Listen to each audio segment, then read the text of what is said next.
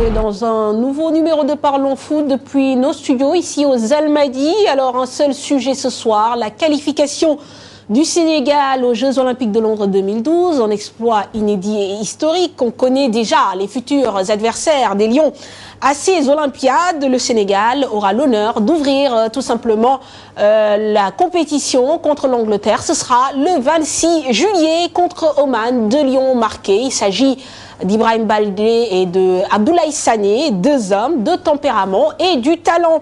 Nous serons en ligne avec Stéphane Badji, l'un des hommes les plus réguliers durant cette campagne des Olympiques. Et puis nous verrons également des images de l'arrivée de la délégation sénégalaise hier à l'aéroport Léopold Sédar Senghor. Et puis un peu d'histoire ne nous fera pas de mal. Vous savez, les Africains se sont toujours bien comportés aux Jeux Olympiques, en tout cas au tournoi de football, le Nigeria et le Cameroun, médaille d'or respectivement en 1996 et en 2000. Alors, notre invité du jour est Karim Séga Diouf, il est l'entraîneur des Olympiques.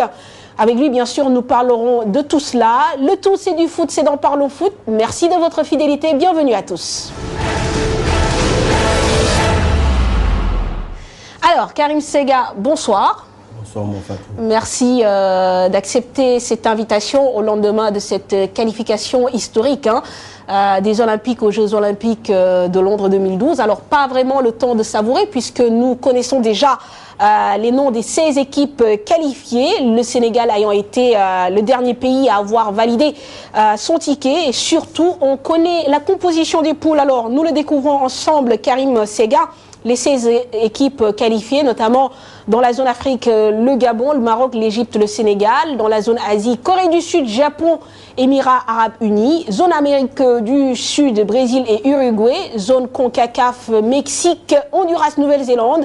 Zone Europe, Espagne, Suisse, Bélarus et bien sûr le Royaume-Uni, pays également la composition des poules. Et là, évidemment, on prendra votre avis sur les adversaires du Sénégal. Alors, tout de suite, dans le groupe A, l'Angleterre, le Sénégal, l'Uruguay, les Émirats Arabes Unis. Le groupe B, Mexique, Corée du Sud, Gabon, Suisse.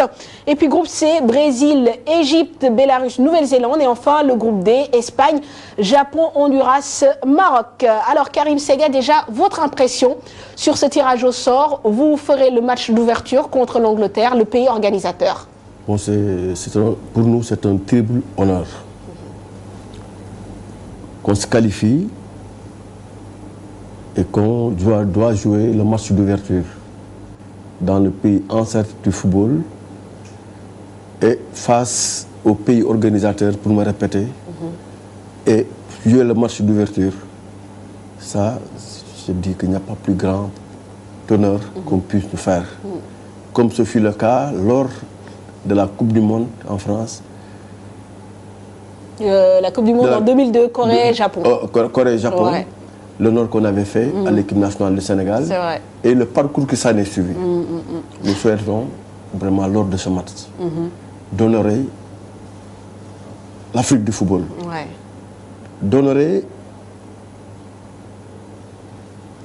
notre peuple et montrer aussi que le football sénégalais alors est plus que jamais un bon football et que dès demande qu'à être bien encadré, à être mis dans de bonnes conditions pour faire revenir maintenant le football de son pays dans l'échiquier du football continental et mondial. Tout à fait. Alors ce sera évidemment un grand honneur puisque le match d'ouverture se jouera à Old Trafford, un stade mythique quand on connaît le club de Manchester United. Mais Karim Séga, on va dire que vous avez déjà honoré le peuple sénégalais puisque vous avez obtenu une qualification, on n'a pas assez dit, on le répète jamais assez, historique pour ces Jeux Olympiques de Londres 2012. Parlez-nous un peu de ce match contre Oman. On a l'impression que quand même les jeunes ont été bien armés pour aborder ce match. Si j'avais la possibilité de donner tous les honneurs du monde, tous les diamants du monde, tous les biens du monde au Sénégal et mon peuple, je le ferai. Dieu a fait que cette qualification, que je sois là, qu'Adouci soit là, que tout mon staff médical technique soit là. Je pense que c'est nous, le Sénégal, qui nous a honorés, mais nous, on ne peut pas honorer le Sénégal. Nous travaillons pour le Sénégal, pour que le Sénégal soit émergent, soit bon à tous les niveaux. Concernant maintenant le match d'ouverture, ce match-là aussi, comme je l'ai déjà dit dans la presse écrite, ne veut pas faire de sorte qu'on ne dorme pas. Nous allons dormir.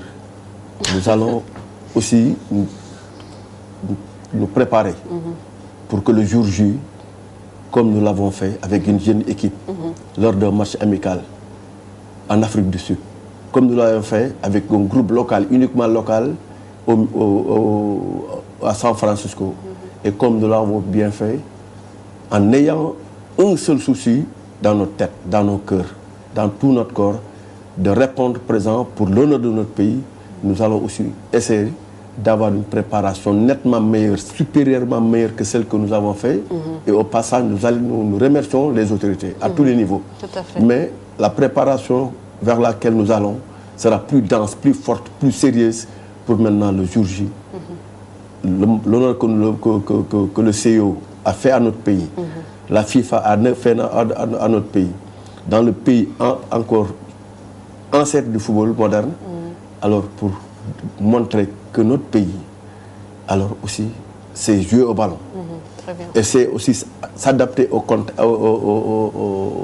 à n'importe quel contexte. Tout à fait. Alors justement, on a vu que nous disposons encore de quelques mois pour préparer bien sûr ces Jeux Olympiques. Maintenant, pour revenir un peu en arrière, ça n'a pas dû être évident de préparer ce match contre Oman, déjà par rapport à la disponibilité des joueurs, et on a vu qu'en fait il y a eu peut-être 2 regroupements parallèles, un qui s'est fait à Paris et un qui s'est fait à Dakar. Parlez-nous un peu de cette préparation du Sénégal contre Oman. Bon, cette préparation séparée, avec un groupe qui s'est préparé à Dakar, qu'on peut appeler groupe local, et un autre qui s'est préparé à l'extérieur, avec uniquement des professionnels, s'explique, et avec juste raison. Nous avons fait un séjour au Maroc dans le cadre des qualifications,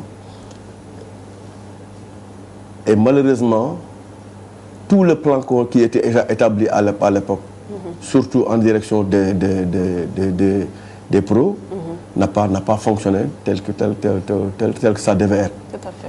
On s'est dit, il faut qu'on s'entoure de garanties. Il faut préparer une bonne équipe locale et envoyer maintenant à l'une à la pêche, avec son carnet d'adresse, son carnet et sa relation dans le milieu professionnel, alors aller pêcher. Mais heureux que cette pêche, alors cette démarche vraiment a été très fructueuse, parce qu'il a pu vraiment alors mener des contacts, et des contacts très intenses, contacts qui les a amenés au Portugal, en Espagne, et tout un parcours en France, parcours qu'il a amené en Norvège. Alors, il a même failli aller faire un saut en Israël, mais quand il nous a fait le compte rendu de la pêche qu'il avait faite, avec aussi l'accord du club de Moussa Travail de Libéré, alors c'est ça qui a fait que, alors il n'a pas fait ce saut. Tout à fait. Donc tout ce sacrifice, mais alors plus maintenant, alors le groupe qu'on avait fait, qu'on a préparé à Dakar, alors on a tiré maintenant le groupe qui est allé maintenant alors jouer au... Par exemple, par rapport aux séances d'entraînement, vous vous étiez mis d'accord pour avoir à peu près la même chose, aussi bien à Dakar qu'à Paris. Qu'à Paris, à Paris, voilà. Tout est programmé. Et bien qu'étant à Paris, quand il a rassemblé son groupe, parce qu'il a commencé l'entraînement avec 7 joueurs. Tout à fait. Mais deux jours après, il avait les 14 joueurs avec l'accord de ses clubs, avec maintenant un joueur, Stéphane Batsi aussi, vraiment, qui est comme les autres, qui a félicité. Parce qu'il était conclu qu'il venait de démarrer la préparation avec l'équipe. Tout à fait. Du lundi au mercredi, mais qu'on devait les libérer, retourner en Norvège, jouer avec son club et revenir. Et malgré ce parcours du combattant, tout le monde a vu vraiment qu'il était là. Et qu'il a, comme tous ses autres copains, il a vraiment répondu à nos attentes. Très bien, très bien. Donc on a vraiment senti peut-être une volonté à la fois du staff, mais également des joueurs. Maintenant, pour revenir au match également, vous l'avez abordé, on va dire, de la meilleure des manières, en marquant très tôt, mais on a eu l'impression que vous auriez pu même vous mettre à l'abri plus vite, tellement le Sénégal a eu plus de possession de balles, plus d'occasions et même plus de tirs cadrés contre Oman lundi dernier. Sans jouer à la voyance, mais nous pensons que le plan que nous avons établi, surtout le plan de premier mi-temps, du premier quart d'heure de la première mi-temps, lors duquel on a dit efficacité. Tout à fait. Faire tout pour ne pas prendre de but pendant les 20 premières minutes. Et faire tout pendant les 20 premières minutes, même s'il s'agit d'une opportunité, d'une occasion par le jeu de part ou bien sur des balles arrêtées, la saisir. Je pense que alors, ce plan a été réussi de part au corner et il y a maintenant Baldé qui met sa tête. Tout à fait. Mais on pensait que ce ballon aussi ne pouvait pas échapper. Parce que derrière Baldé, il y avait le grand Kara qui attendait aussi pour mettre la tête. Donc on peut dire qu'ils étaient alors vraiment au lieu de rendez-vous, au point nommé, et ils ont fait les gestes qu'il fallait faire. Mais tout juste, après ce but, on a senti aussi alors un excès de précipitation qui a fait que c'est le maladresse s'est signalé. Mais ce qui a surtout amené le jeu en question, la qualité du jeu en question et l'efficacité dont nous avons fait preuve, on a dit aux garçons, ne reculez jamais, défendez en avançant, allez les chercher dans leur zone, dans la mesure que c'est une équipe alors, qui était préparée. L'équipe d'Oman était préparée pour nous contrer. On a dit qu'il faut aller maintenant les emprisonner dans leur zone, les titiller, leur faire peur. Et tout ce qui adviendra alors, dans ce truc sera à leur détriment. Et le match l'a prouvé. Et c'est là où, Karim, peut-être la supervision est capitale. Parce qu'il semble que lors d'un tournoi organisé justement pour faire qualifier l'équipe restante du continent asiatique, il a fallu tout simplement que de votre côté, vous puissiez aller superviser cette équipe d'Oman-là qui avait remporté ce tournoi très récemment, il semble. C'est la haute compétition à ses réalités. La supervision est une donne extrêmement importante dans le haut niveau. Il faut forcément connaître l'adversaire, voire même l'espionner dans sa façon de vivre, dans sa façon de manger et tout si c'est possible. C'est tout le monde maintenant qui fasse dans cette démarche. Donc notre football ne doit plus dans le futur. Surtout alors quand on va vers des échéances importantes telles que la Coupe d'Afrique qui s'annonce et pour l'équipe A, et pour les juniors, et pour les cadets, et la Coupe du Monde. Donc vraiment, dans le panier à préparation, dans le panier à performance, la supervision devra y occuper une place très très importante. Concrètement, elle vous a aidé, les fiches techniques ramenées de... C'est là où j'allais en venir. Au mot de remerciement à l'endroit du directeur technique. Dès notre retour de San Francisco, le lendemain, il a repris l'avion pour aller à l'autre bout du monde, pour aller au Vietnam et pour superviser. Et quand il nous est revenu, c'était vraiment une note bien remplie, et très claire. Aussi en échange direct entre lui et moi dans son bureau pendant près de 2 heures de temps. Et aussi une cassette mise à nos dispositions. Je pense que ce travail-là aussi, cet aspect, nous a facilité notre travail. Tout à fait. Alors, Karim Sega, on va revenir donc sur ce match et surtout la qualité des 2 buteurs de la soirée du 23 avril. Il s'agit de Ibrahim Baldé et Abdoulaye Sané qui ont fait trembler les filets à des moments cruciaux de la partie. L'un évolue à son ton d'air, l'autre à Rennes. Du talent, de l'avenir plein les jambes, Ibou Diouf. Un match historique et 2 hommes qui inscrivent leur nom dans l'histoire du football sénégalais. Abdoulaye Sané et Ibrahim Baldé, les 2 joueurs, ont choisi leur moment. La 2e minute pour l'actuel sociétaire d'Osasuna et à la 87e minute pour le joueur de Rennes. Les 2 attaquants ont fait leur job. Ce n'est pas la première fois qu'Abdoulaye Sané se révèle décisif avec les Olympiques. Déjà au stade Léopold Sédar Senghor, le natif de Diouloulou à Ziguinchor avait délivré les siens avec un but marqué devant la Tunisie. Un but décisif synonyme d'une qualification au championnat d'Afrique des moins de 23 ans.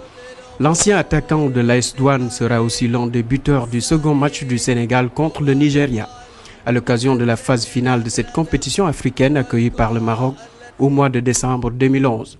Abdoulaye Sané, un attaquant puissant et technique qui attend de saisir sa chance avec le club de Rennes, alors qu'il évolue jusque-là avec le groupe réserve.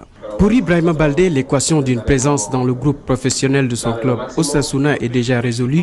19 matchs joués cette saison en Liga, dont 10 en tant que titulaire. Et le natif de Pikine aura déjà fait trembler les filets à 5 reprises. Malgré une absence remarquée au dernier championnat d'Afrique des moins de 23 ans, le jeune homme de 21 ans a toujours clamé son envie de répondre présent aux appels de la sélection. Retour réussi pour celui qui a débuté sa carrière professionnelle à l'âge de 16 ans en Argentine.